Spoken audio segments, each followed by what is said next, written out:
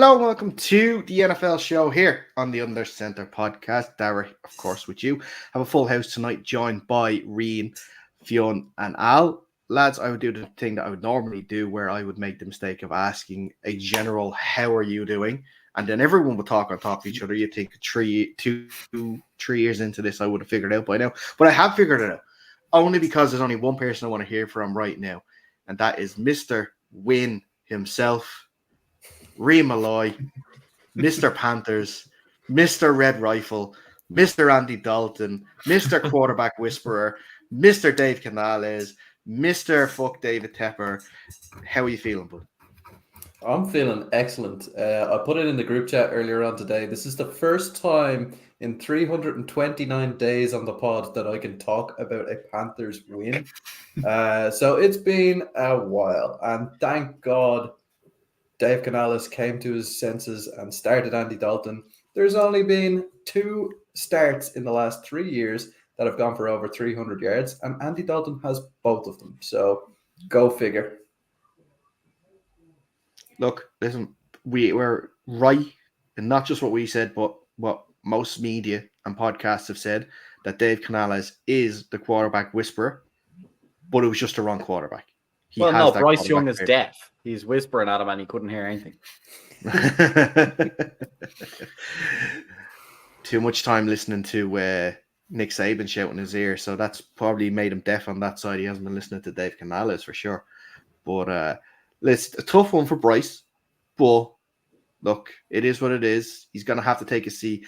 And, you know, the more and more we see the years go on with first-round quarterbacks and struggles that they're having, and then we're seeing sort of resurgence later on in careers, I think that the last of the model of sitting a first-round quarterback was Patrick Mahomes, and look what's happening there.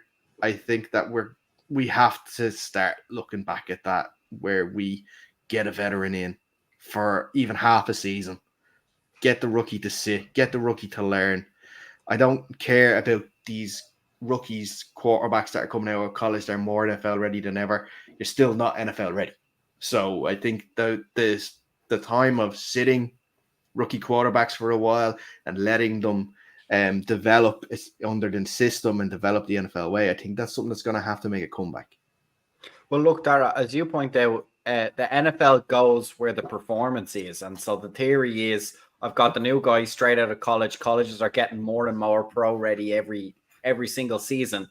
But when you get kind of barefaced evidence right in your face, the team hasn't changed since Andy Dalton took it over. But you see really where the value of a veteran is. It's just more calmness, and it's been able to take what the offense gives you. Because very rarely are these NFL offenses truly that awful as Bryce Young made it look. Usually it's a combination of poor O-line play, poor receiver play, but compounded by poor quarterback play. So when you can get a steady rock somewhere, I think it improves things. And the NFL will go where the quality is. If they're showing that it's better value to have a veteran than a first round, then that's what will happen. Until that point, until they keep getting this evidence, they'll just keep throwing out those young guys to the fishes, and then when they drown after 2 seasons of awfulness, throw them in the dump and try and get another one in. So I think we're slowly starting to see the tide turn on this, maybe. And as long as they can get veterans on good value, because that's the opposite side of the argument, right? The money side.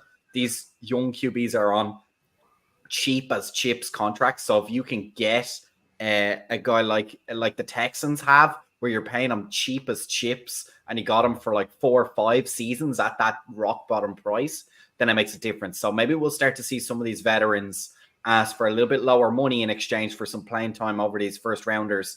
And I think it makes a lot more quarterback positions available, if that makes sense, where guys can feel like they can join a team that has just drafted a first round pick, know they'll get to play and honestly compete for the position, and have some good seasons in that. Even if ultimately they get usurped, they put some great tape on film. Look at Darnold as well. Great tape on film, and be able to get a position somewhere else. Yeah, I mean, if you look at some of the most successful quarterbacks in the league at the moment, they're all guys who spent time at the start of their career on the bench. So all you have to look at is Aaron Rodgers spent some time on the bench. Jordan Love spent some time on the bench. Brock Purdy spent some time on the bench.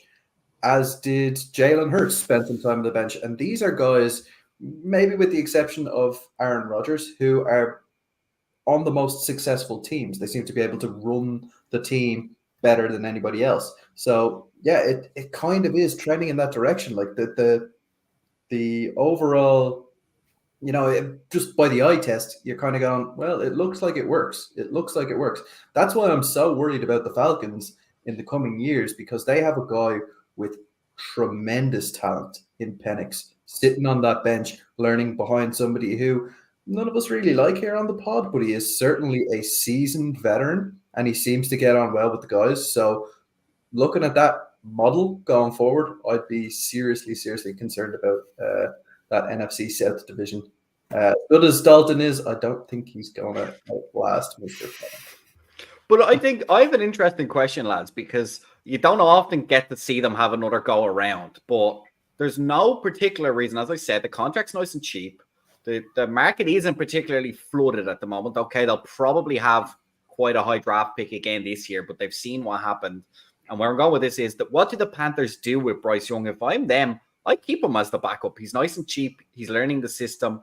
And then you never know. You might give him another chance. I don't know. Obviously, Reen, you've paid a lot more attention. And we've already established right at the top of the show that this was almost certainly as much on Bryce Young as it was on the offense as a whole. He certainly seemed to compound the issues, given how Dalton had an almost immediate turnaround. But we've seen a lot of guys. Look at Darnold. He started off on a crap team. He's been moved around, and now that he's had some time to settle in bed, he's able to perform. There's a couple of other guys as well that have managed to do that. Not a lot. Baker Mayfield, you would argue, probably had the same thing on that awful Browns defense.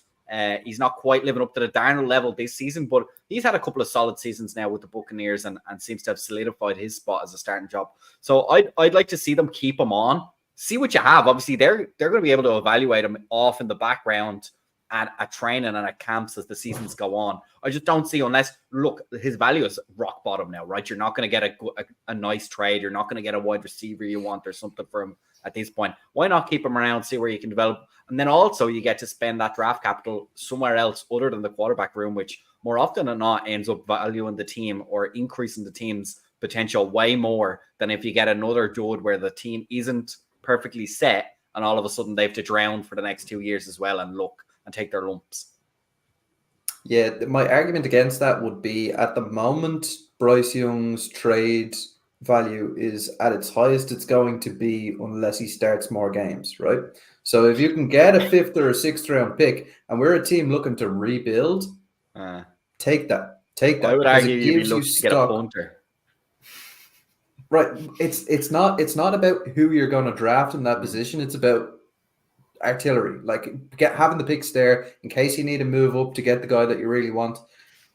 I just don't see, like, as a number 1 overall pick, Bryce Young's contract is not that cheap. Yeah, it's not super cheap. That's true. Really serviceable guys, like say a Kyle Allen. Bring back a Kyle Allen to be the backup quarterback there.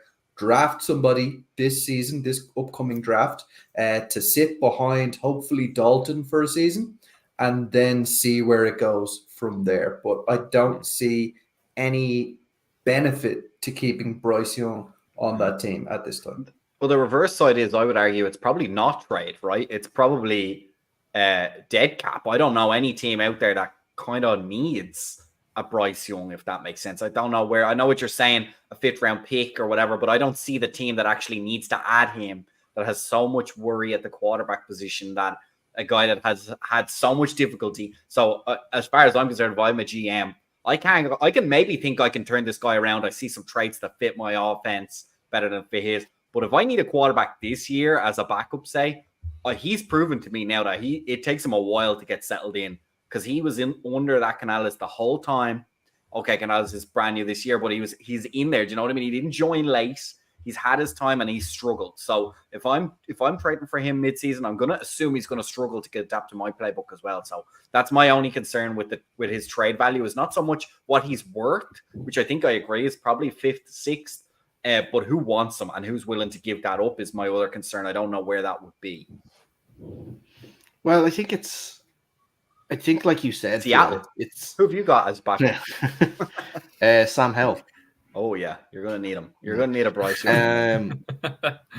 Well, look, listen. I think Sam Hell throws less interceptions than Bryce Young, so I think we're set for the time being. It's not really the criteria you'd want to go for, but in a backup, I say it's okay.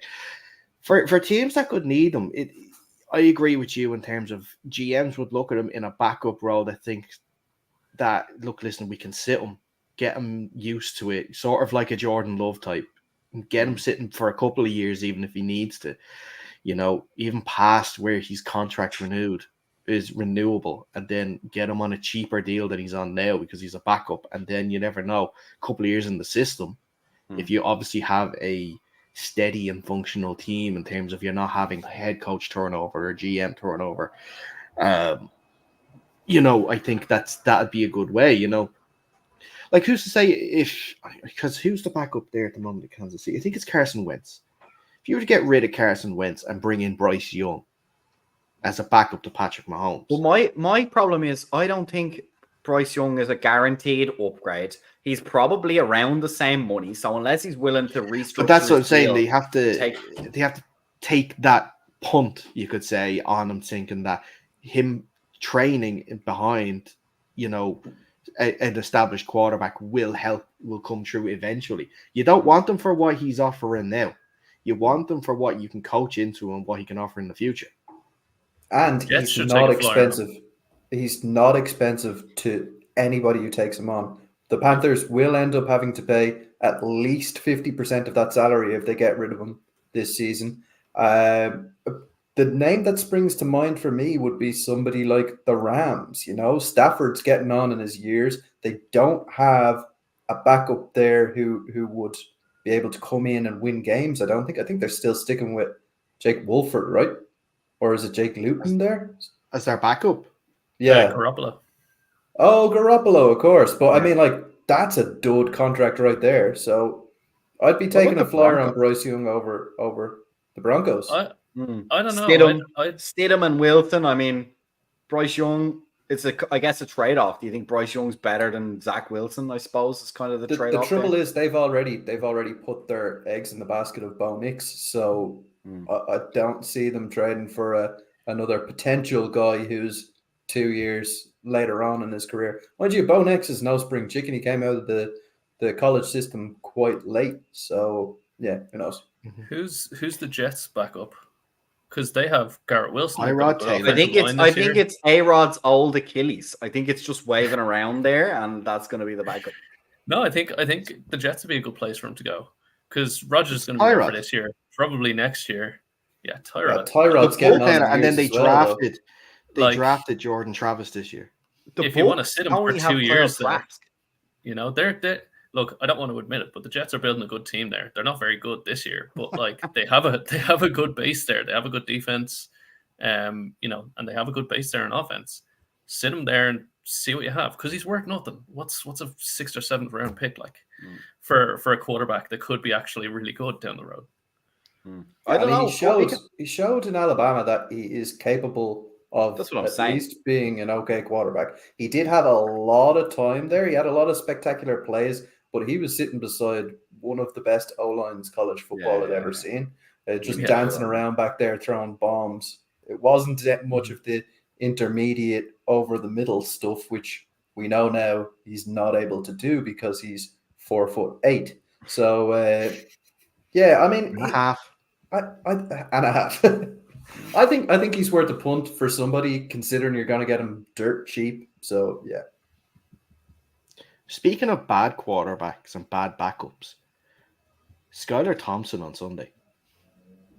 Yeah, and look, the Miami Dolphins in general were just awful.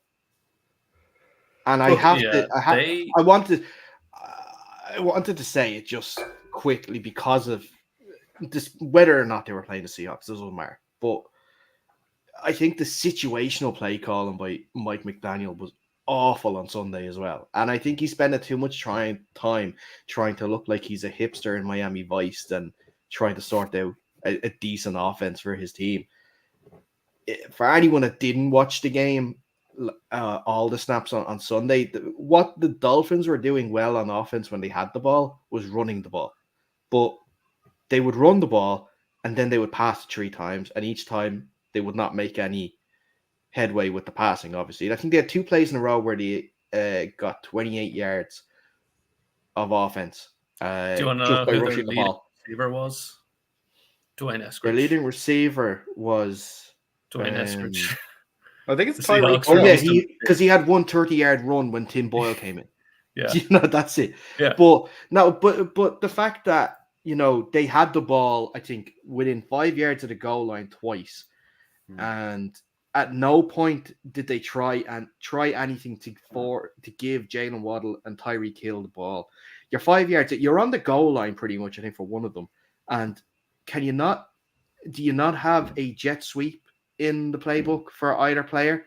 Get him running with the ball. Devon A-Chain can run between the tackles as well. It's not like he's this back who can't do it on the goal line. He can. Oh no, he can. Turn the ball off.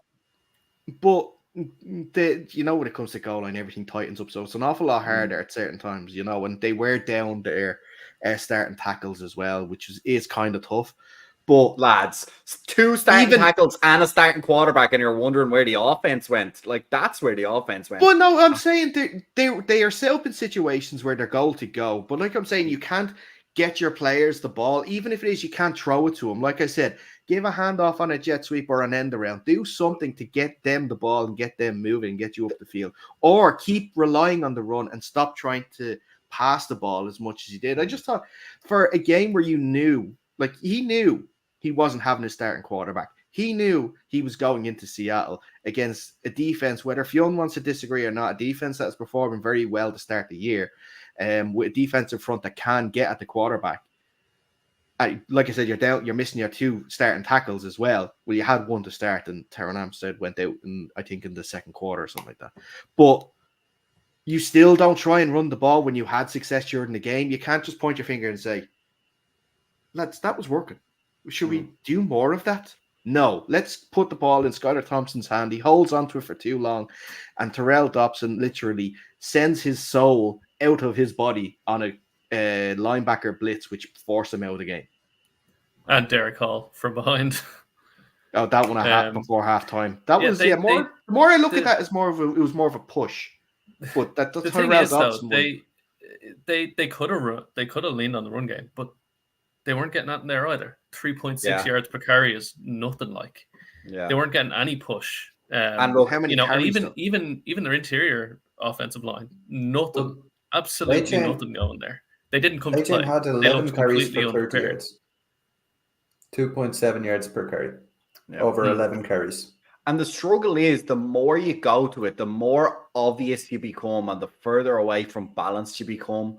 Like, the Seahawks aren't stupid, and they've got plenty of, as you said, Daragh, big heavy hitters. They just start loading that box as soon as they believe Skylar Thompson isn't going to throw it. And I think that's the problem. The maths tell them, and they're all like that now. Like, you can't argue that Dolphins offense isn't class when it has a quarterback like Tua in it. As a Commanders fan who's had to watch nearly 3 consecutive seasons of backup playing football, it is astounding how limited the offense becomes. And when you become limited on offense and can't really get the run game going and can't really just lean on the run game because he can't throw even a screen or a slant or a little, like, or even really run it. You know what I mean? Like, that's where when you get guys like Williams or Daniels who are also limited, but they've got genuine run threat, I think that helps as a backup. I don't think Skylar Thompson's really designed to do that. So from my opinion, that's probably where it comes from. It's probably the stats telling them you can't just run it 60 times. The Seahawks will not give up 21 points to the run. And so you got to be able to throw it. And he obviously, the stats tell him is like over the halfway line, go 3 passes in a row. Your odds, even with your backup, are higher than if you run it at that point. That's the only reason. And the reason I say that is you're saying, Daragh, how do you not have a bubble or an orbit motion or a jet sweep or something? It's like, it's astounding how little these second string quarterbacks get reps. Like, he's only had 1 week. I genuinely think the answer is no. They don't have one in the offense that he can move to or check to or even install from the very beginning. So I expect Tyler Skylar Thompson to be able to win a couple of games because he's so many athletes and not all. Like, they're going to be able to run the ball with A-Chain. Any game they get up and the run game is working, I think Skylar has enough in him to win a couple of games. Do you know what I mean? I just don't think when the game is made hard, like against a good Seahawks defense, it is a good defense, then you're always swimming uphill. And I'm speaking from experience here. It's just like, as soon as the game gets away from you and you've got your backup being a quarterback, that's almost the end of the story right there, because there's not a whole lot you can do to swing momentum. It's the Bryce Young situation all over again. It's bad quarterback play compounds bad play everywhere else on the pitch, including on defense. Like, the Panthers defense is not that bad, but they got smacked around in the first 2 weeks, not because they're a bad defense or there was bad play calling involved. It was the fact that they were on the pitch for 75% of the game. The quarterback is the most important position in football for a reason.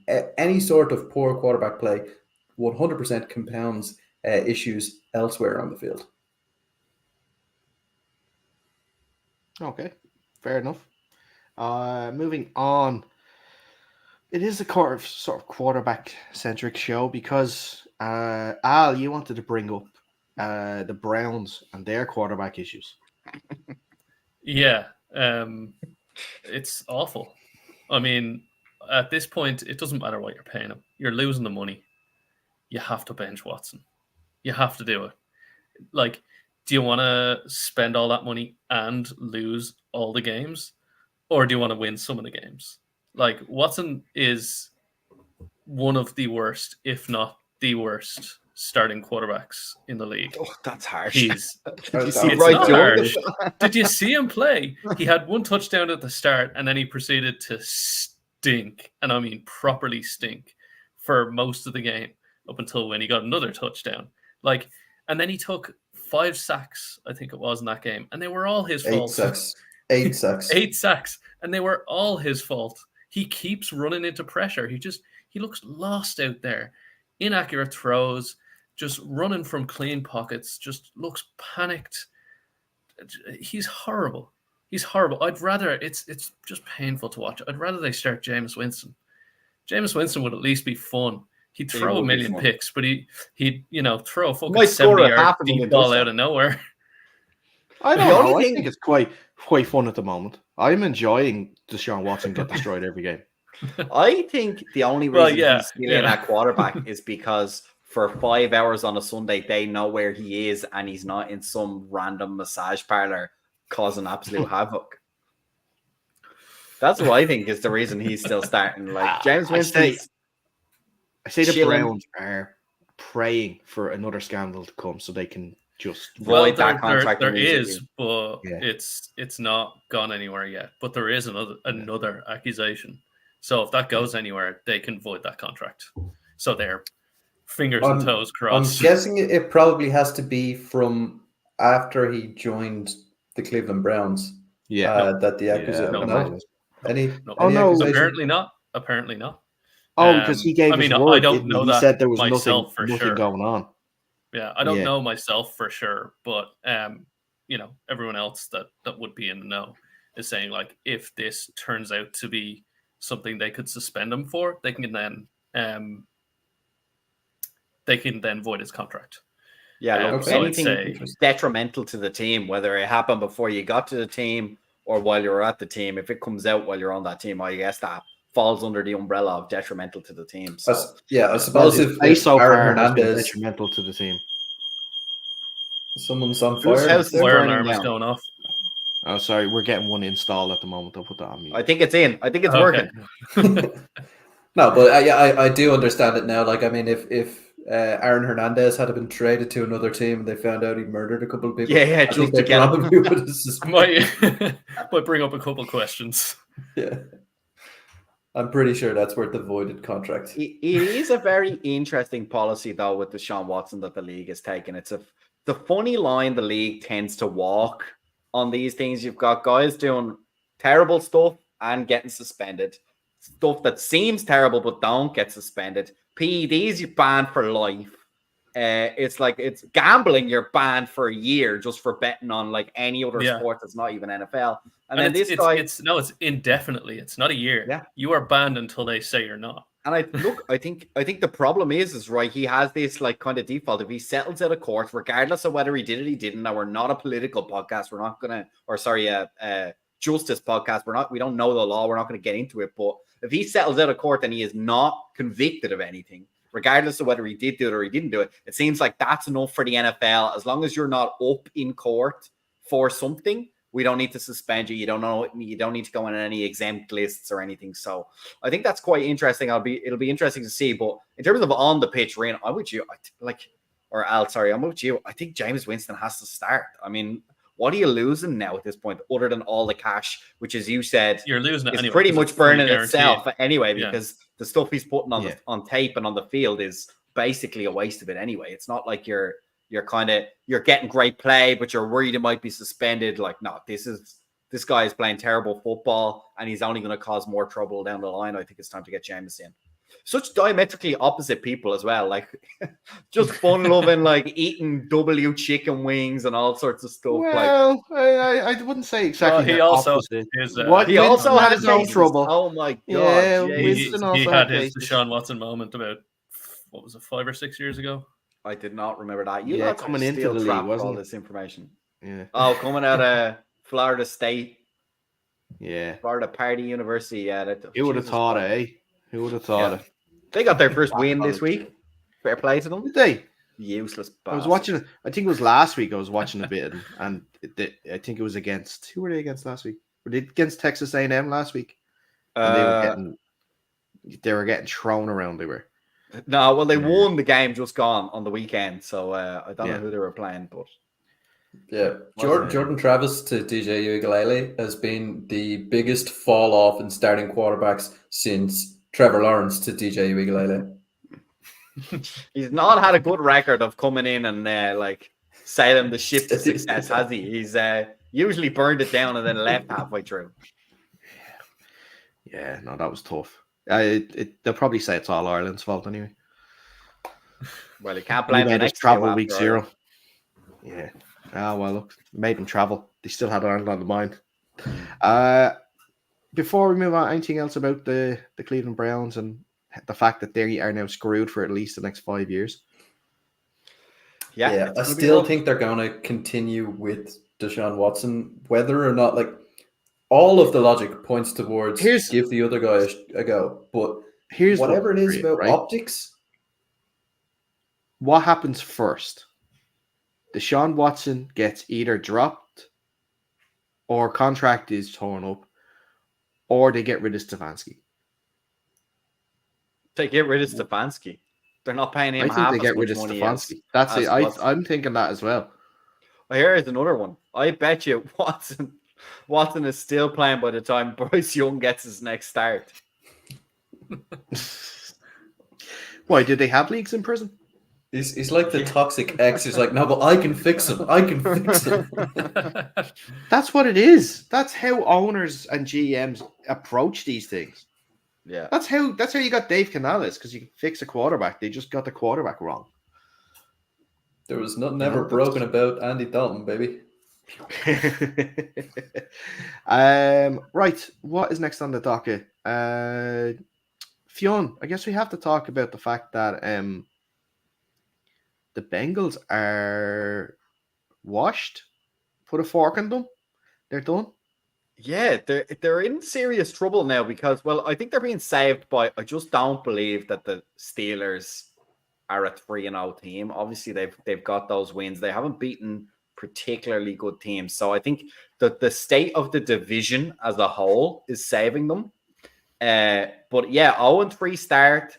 You can't even really say, like, they played decent football against the Commanders. Like, the first game is since 1940 where neither team had a punt or a turnover. So, do you know what I mean? The offense was there. The defense clearly wasn't there to allow 38 points to that Commanders team. But I think certainly that the result on the weekend is another eyebrow raiser to say that should have been a victory. I don't think anyone's deluded enough to think that the Commanders just pulled out a win like that against a playoff team. I suspect the Bengals are truly struggling, but it's hard to understand where. I guess Joe Mixon in the run game missing is going to be a serious impact, but they still have a lot of great talent on that roster. It could just be the only thing I can think of is Joe Burrow rehabbing an injury all through the preseason, allegedly still rehabbing an injury, although he denies that in the interviews.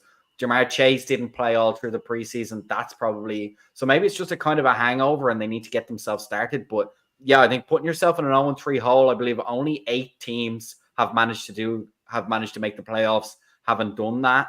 But that being said, they obviously all did that with 1 game less. So if there's any time to do it, it's now. But I think they're going to have to start winning fast. I don't have their schedule in front of me. I'm wondering who's coming up for the Bengals. But then again, I can tell you right now. If so Commanders weren't the Guinea, I don't know who is. Yeah. The next 5 games is at the Panthers, home to the Ravens, at the Giants, at the Browns, and then home to the Eagles. You know, you would argue on preseason that's a revenge game. Yeah.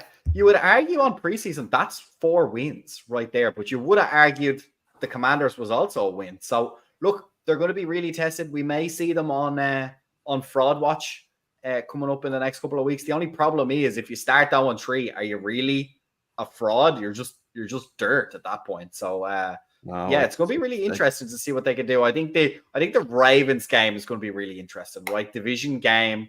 The Ravens haven't started particularly hot. They've shown they've a bit of a glass chin, a little bit of you can hit them hard enough.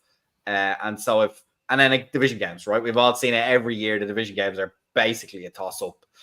So that'll be the most interesting one. I think they need to beat the Panthers. They have to. Number one, if they don't beat the Panthers are delighted. Don't care who they are. Don't care where the Bengals end up that season. 2 wins in a row. All of a sudden, you are flying. You're back to 2-2. And this season might be on. It's no longer. Everyone was just handing them the first pick after the start of the first 2 games of the season. So I think that's going to be the most interesting game. That's going to be the lead up. That's going to build a lot of momentum. If the Bengals can win that game, fair enough. It probably doesn't mean much to the Panthers, but it means a lot to the Bengals. Gets their season started, and then the big change in those 5 for me is the Ravens. I think it does mean a lot to the Panthers. I'm sorry to keep going on about the Panthers, but I think it does mean a lot to the Panthers. Every team in the NFC South, bar the Panthers, lost at the weekend, which means they're a game out of first place there. They are going to be fucking hyped going into this one. If the Panthers win that division, even with Dalton playing well, that's a disgrace. Like the NFL, as you said, Ryan, offense has died. Yeah. It might be the worst division in football. I'm trying to think. I mean, if the Ravens keep playing stinky, that division might be the worst division in football at the moment. Which is saying a lot for a division with Washington and the Giants in it. But I'd be more looking at the AFC South as probably one of the worst divisions. Who's in that? I'm leaking now. I'm exposing myself that Colts, Texans, Jaguars, and Titans. See, my issue is there's loads of divisions with 1 good team and 3 stinky teams. It's trying to find the one where all 4 teams are pretty stinky, and I just don't think the Texans are that stinky, to be honest with you. I would say the South, the NFC South, I don't believe in the Saints. The Bucs are always kind of meh. Atlanta, Kirk Cousins, so they'll be whatever until prime time. And then the Carolina Panthers. So, yeah. I don't know. They would be my vote. Fraud Watch now after losing to the 100%. 100%. But look, all this teasing of Fraud Watch, we'll get onto that in a couple of weeks, We're going to give them a few cycles. I always feel like it's a bit tough to call frauds with 3 games. Like, you don't know who's beating a good team and who's beating a terrible team until like at least half the season's over. Then you can go, oh, that was an awful game to lose. Mm-hmm. I get what you mean. I do. I'm praying for the moment he can bring the Seahawks into the conversation. Yeah. Can't put it. Well, actually, they're primed for Fraud Watch. 3-0. There's no chance the talent on that roster is 3-0. The game this week will be the big one. That'll tell you a lot. Away to the Lions. I know you can call it delusional all you want. I'm not scared of the Lions. I'm not scared of the Lions. You just beat a very good Arizona team. A very good Arizona team. I wouldn't say very good. All right. They had a pretty poor loss on there. They have done nothing to tell me that they're, a contender this year. The eye test. They've been good. The eye They're test. fine. The eye but test of Arizona way surpasses the eye test of Seattle Seahawks. I'm sorry, lads. How? They're 1-2. Your offensive line is a cheese grater. You're just lucky you've played nobody for the first 3 games of the season. These might be the only 3 wins you guys get all season. That Lions team is going to be tough with that O-line versus that D-line. No. Aiden Hutchinson and then a bunch of people who have done absolutely nothing. Davenport's out for the year, by the way, so he's gone. He was their best behind him. Like, it was Aiden and then nothing, pretty much. Alex Anzalone. The rest of the Anzalone. team, no pressures, no Linebacker, sacks, no. like very few. Yeah. Davenport did a couple of good things. The linebackers are fine. Secondary is, I wouldn't say sus, but a bit sus. Like, they haven't convinced me at all. Like, I'm not scared of them. They could well turn around and beat us. You could be right. But, like... Well, Jared Goff is their kryptonite as well. No. Like, well, he was peak Are we at all nervous that what's-his-face threw 2 interceptions on the weekend against a pretty bad Dolphins defense? No.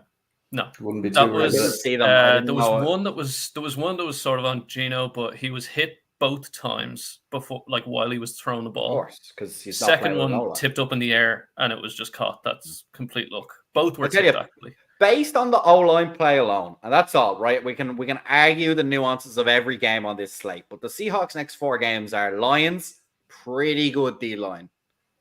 Giants, pretty trash. 49ers, pretty good D-line. Whatever you want to say about the rest of the... Actually, you're right, Rian. Giants, pretty good D-line.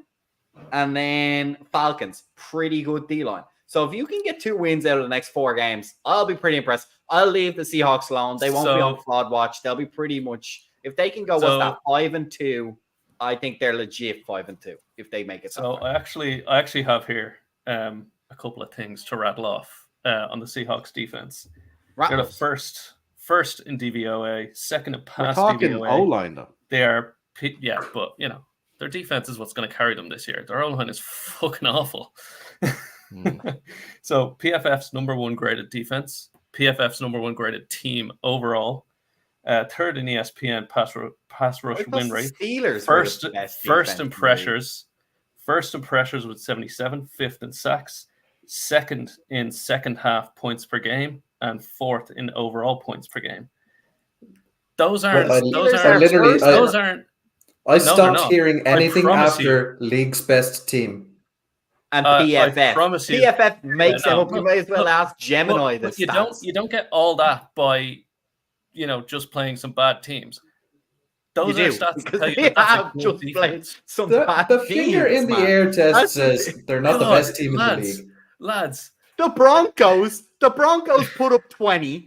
The Patriots put up 20. You want to talk about delusion? And the Dolphins put up 3. So hard on the Seahawks for no reason, because they're so. That tells you that the Seahawks have a good defense. Somebody has to put some up. However you feel about, don't just ignore the rest of the stuff that I said.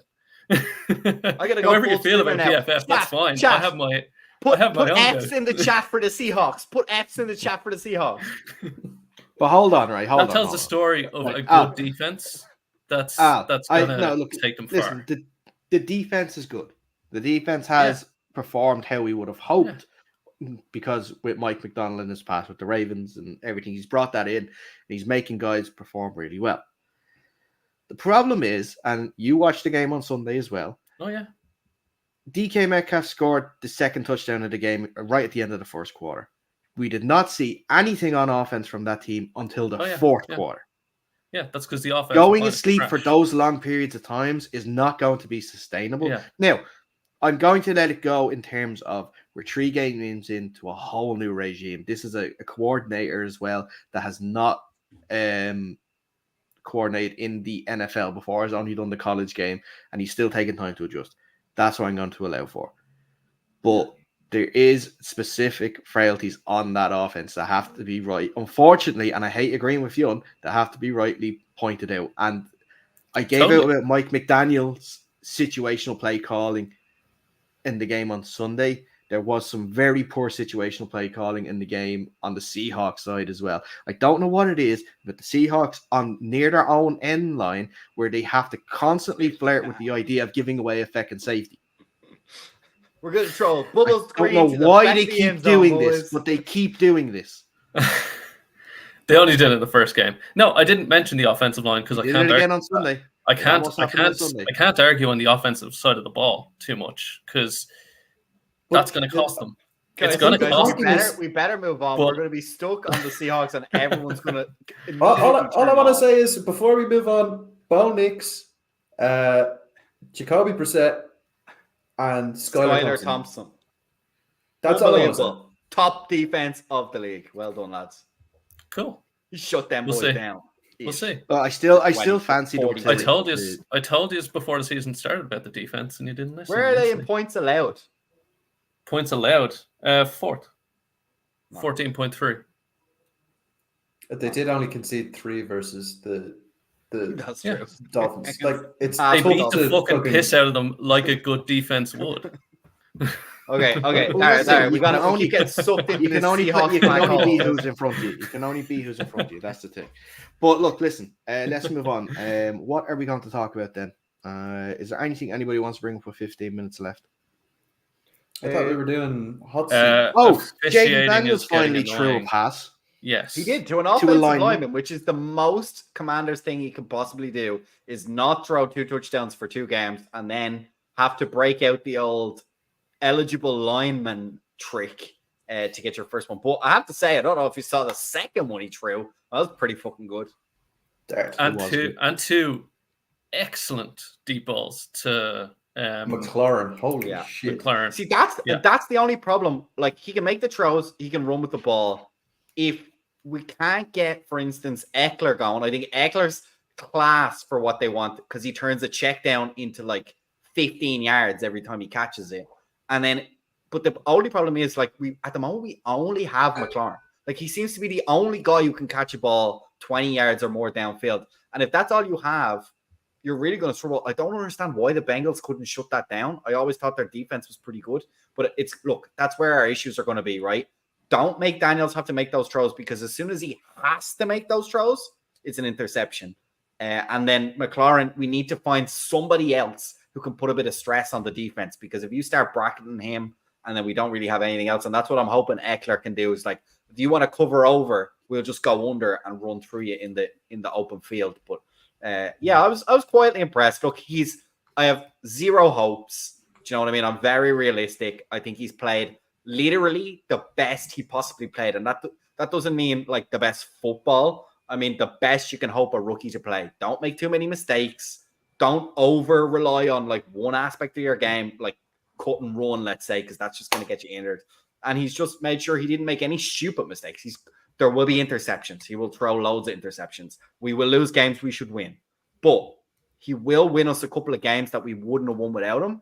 And he won't lose us most games just on his play alone. And I think that's all we can ask for a first year of Jaden Daniels in a first year offensive coordinator in an offense that historically for the last 5-10 years has been pretty poor. Yeah. So just before we get into, I love the way that Fionn can just say, "Oh, I have no expectations for this year," and everyone nods along and like that's okay. But when the Seahawks have no expectations for this year, what you mean they can't have? Because you immediately have. You said that at the start of the season. Now you've got 3 wins, and all we have to listen to from Al is we are the best. When did I say no, no, back again. No. Best team in the league. We'll get into this if we need to. I never said any of that. All I wanted to see was never said any of that.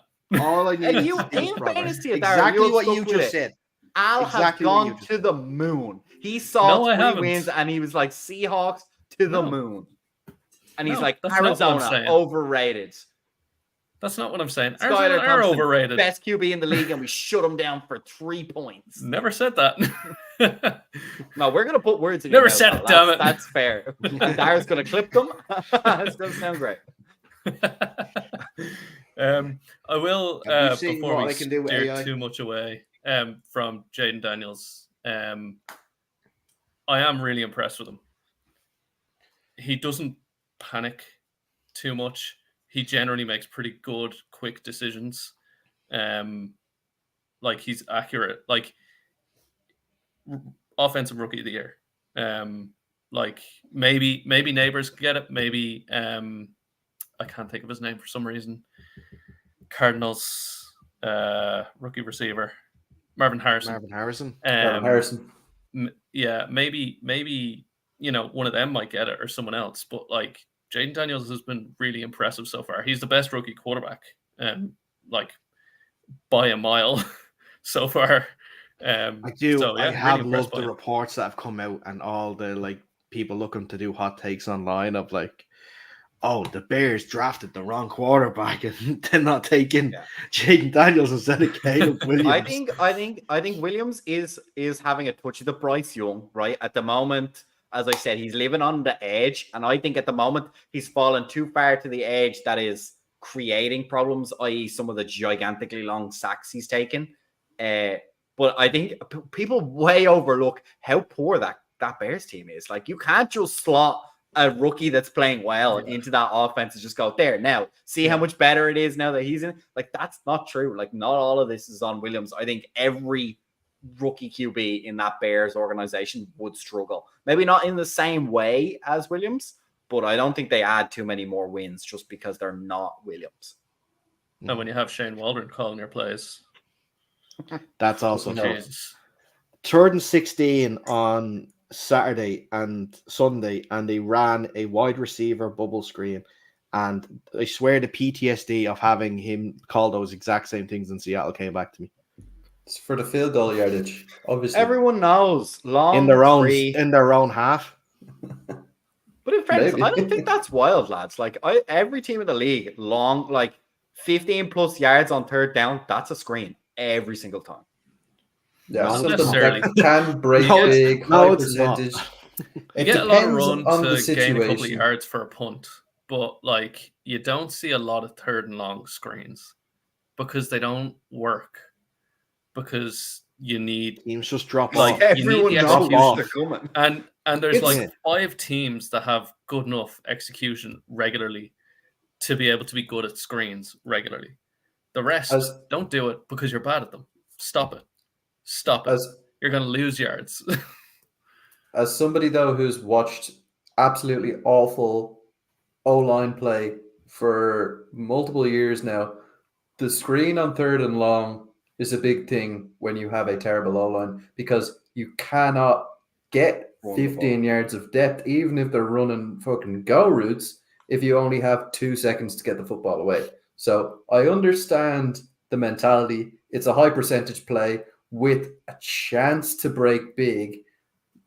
Very rarely does. But I mean, if you have an O-line like that, the chances of you getting guys downfield and open 16 yards down the field within the time that it takes Caleb Williams to take a sack, I don't think that's happening. I think that's a lower percentage play. So I understand from an analytics point of view why that gets called.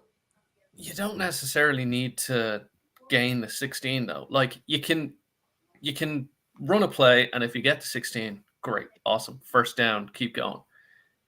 But if you gain 5, then it's easier to get the punt closer to the goal line to make it harder rather than, fucking having to punt it 50 yards to the 50-yard line,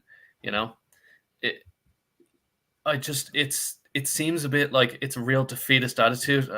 Well, we'll just. Well, look, if we gain a yard on a screen, then whatever, just try and get the 5 yards or the 15 yards. Try. If you don't get it, cool.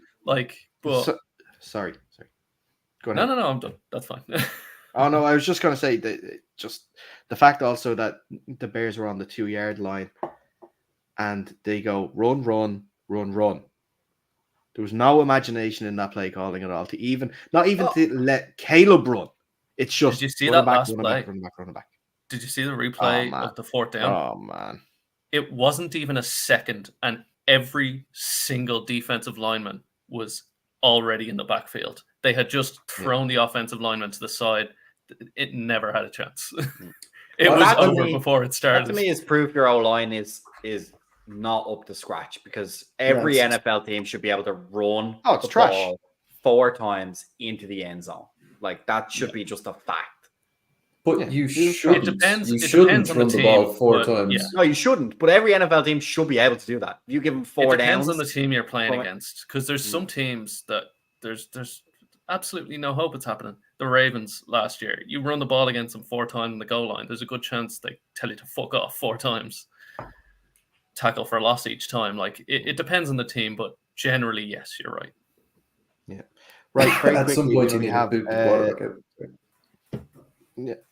No, I was just going to say very quickly, we only have a few minutes left, and I want us to have a quick discussion about our hot seat rankings, or I should say my hot seat rankings, because I'm looking after this year. Fionn gave us his fraud watch last week, 2 weeks ago? Last week. 2 weeks ago. Last week. Last 2 week. weeks ago. Okay. One of those times. Well, anyway. But this is my head coach hot seat rankings. No, in no particular order. Oh, just no, Daragh. White on white. White on white. What? There's a bit of background there. You can see that. Don't worry about that. It's not Labor Day. Sorry, old man. You need thicker glasses. Yeah, no particular order. Just these 3, I think, are the most perilous positions at the moment. I actually now, before last night's games, I had Kevin Stefanski in there instead of Doug Peterson, but after watching the Jaguars 3 weeks, I actually legitimately think they are the worst team in the NFL at the moment. And it's not being talked enough how bad Trevor Lawrence is playing. He has the same record as Daniel Jones, and Daniel Jones gets tons of abuse in terms of win percentage, yardage, touchdown to interception ratio, but nothing's being said about that. Mike McCarthy, for obvious Cowboy reasons, because we've seen how shite they've been throughout the first 3 games, and the fact that they couldn't invest in a single thing in the off season.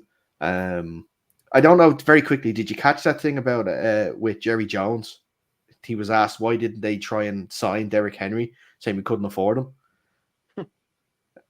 You could have afforded him. The wildest. Yeah, Well, it's you hard could to afford afford him him. if you Lamb didn't. and Dak Prescott were going to ask for €500 million each. Like, Yeah, it's their own hard to players' afford. faults that they can't. It's hard to afford anyone when 2 players are taking up over 60% of your cap. It's And I don't bad care- roster management. Like, people were saying, like, oh, You'd be just better off sign cutting them Dak. earlier. Just sign them earlier or whatever. But, like, the 2 boys weren't going to do that. They were holding out for these massive contracts. So I don't think, as much as I despise Jerry Jones, I actually don't think that was anything Jerry Jones could do about that. I think the 2 boys are the reason, the 2 players are the reason that took so long to sign. I think they were trying to get their maximum out, which is just the way it is. I'm not holding a grudge to them, but like, you can't say, oh, well, Jerry Jones should have also spent. Like, what is Derrick Henry getting a year? I actually don't know that. Al, you're usually the contract man. Do you know what he's on this year? I actually couldn't tell you. Or what the average salary is, what the average I'll year find out salary now. is? But you know what I mean? Like, I don't think it's as easy as just say, oh, well, you should have signed them earlier. Like, well, they clearly offered them way earlier. 2 years, 16 million. Okay, so he's not even on that much. That's 8 not too million bad. a year, basically, as it works out. Yeah, he only gets 5 million this year. Yeah, some of that might be in incentives. I don't know how much that is. But yeah, I think it's interesting. I think the reason I agree with you the most on Mike McCarthy is of Doug Peterson, and McCarthy, both of those teams were expected to do well. And so I don't think they're playing like ultra horrendous football. Like, the Cowboys aren't going to go like 2-15 or whatever it is this season. But they're certainly not going to walk into the playoffs, which is, I think, the owner's expectations. And that's what's going to make the seat extra spicy, more than necessarily. And of course, the fans in Dallas in particular are always kind of very high. Sorry to interrupt you very, very quickly there. Jerry Jones said himself during this offseason that he's going all in this year. Yeah, exactly. So I think that ramps up the pressure and ramps up the heat on McCarthy's seat. Unfortunately, he doesn't get much time. Well, I say unfortunately, I'm not a particularly big fan of him, but yeah, I think that's what's really going to make that situation a bit more pressurized, a bit more spicy for his bottom. This roster doesn't scream all in. You have CD and then no one. What are you talking about? They brought back Zeke, damn it. Yeah. Yeah, and then you have Zeke and Dalvin Cook. With Michael Parsons and that one O-line guy. Their O-line is Zach Martin is horrible. pretty good. He's pretty fucking good, yeah. He's Zach more Martin's like 2 really O-line good. guys. The rest of their offensive line is not. But they great. had 19 pick sixes last year from some guy no one heard of. That was definitely juicy. They have Micah Parsons, and then everyone else does absolutely nothing. Like, well, I think Micah Parsons is as good as gone. This isn't. You went all in. Is he injured? On Dak and No, CD. I'm talking about they won't be able to afford him. Oh yeah, that's true. Yeah. No, you went all in on Dak and CD. The rest, and then their last year's first round pick, Mozzie Smith. He's awful. Trash. He's getting bullied every game. Like this, they'll do well. They have talent there. First, like wildcard exit at best. I don't know. I still don't think they're going to make the playoffs. There's a good chance. I still think the Eagles are going to win that division, and I don't think the Cowboys are going to have a good enough record to make a wild card spot. There's a good chance of it, yeah. You know, but other than that, yeah, we talked enough about the Bears there just before we came on to this as reasons why Matt Eberflus is on the hot seat. It'd be interesting to see. If I was to make a guess right now, Matt would be the one that I would think gets fired first. The Bears would be an organization that would do that. I don't think Jerry Jones would make a firing in season. The Khan family probably would do a firing in season. They already did with Urban Meyer, obviously. So, well, I mean, there was other there was things. obviously other things as long as Joe keeps his feet to himself, he should be fine. And doesn't go into bars, groping young ones. I think he'll. If the Cowboys end up being real stinky, Jerry Jones in his all-in season, I think after going all in, I think he could very well get fired mid-season. Yeah. I don't think mid-season, but I think certainly if it got to the point where they were eliminated from playoff contention, he's gone. Yeah. For me as well, Matt Eberflus on this list, like obviously he has the most reason to be here given the form of his team, but he must have made a deal with the devil somewhere along the way because last season I could not foresee him finishing out the season, and yet he did finish out the season, and he's here to start the next one. That's utterly bizarre. You have the first overall pick. Yeah, I think I was going to say it's only because he finished the season well. With Tyler Badgett, wasn't it? It was, wasn't it? I'm just going to have a look at their record from last year to see. But I think, it was because they had a good end to last season. Yeah, they did. They won 1, 2, 3, 4, 5. They won 5 of their last 8. That's not bad. Right. Yeah, that's pretty good. And Justin that's... Fields actually was playing well. That's why. It wasn't Badgett. But the fact that he was still there after 8 games, to be honest, was surprising to me. Oh, yeah. Like, maybe they think he can do something similar, but I thought with Caleb Williams coming in, that's the ideal time to make a change at the head coaching position as well. Bring in somebody with a bit of experience who's going to, be this kind of guiding light for the new guy in the league. But yeah, they've stuck with Matt Eberflus. We'll see how long that goes. I think maybe having a rookie quarterback almost saves his job. Maybe they don't want to have a situation where they're chucking out the head coach mid-season just for the development of their first overall pick. Well, they've really hurt the development of the first overall pick by not getting him an O-line. That was a huge problem, not getting him. I think they were really counting on guys like Tevin Jenkins kind of making a jump this year. Well, what evidence did they have to think players like that were going to do well? Hopes and dreams. And delusion. They spent a first round pick. That is what. How many head coaches bring in former first round picks because they think, I'll be able to do something. I'll get them. I bet they were thinking like, oh no, we'll do it this year. This is the year we get them. Yeah. Right. Well, look, that about does us here, folks. We are about an hour in. I think that's a good time to wrap it up. with the list. If you want to have a look at it, or if you want to make an addition to the list who you think should be on it instead of those three, it's on our socials at UnderCenterPod on Instagram and on Twitter. That's where you'll be able to see the post if you want to comment, and make sure you follow us there too. If you're watching us here on YouTube today and you're not already, make sure you are subscribed to the channel to be kept abreast of all the latest shows that come out. Also, make sure you like the show too. I think that's all of it. Yeah, I think so. Yep. Podcast. If you want to listen on the go, anywhere you get your podcast, Under Center Podcast, you'll see our happy faces there. That's where you get all previous shows there too. Lads, as always, thank you so much. Thank you. Thank you. Welcome. And until next week, stay safe and we'll see you soon.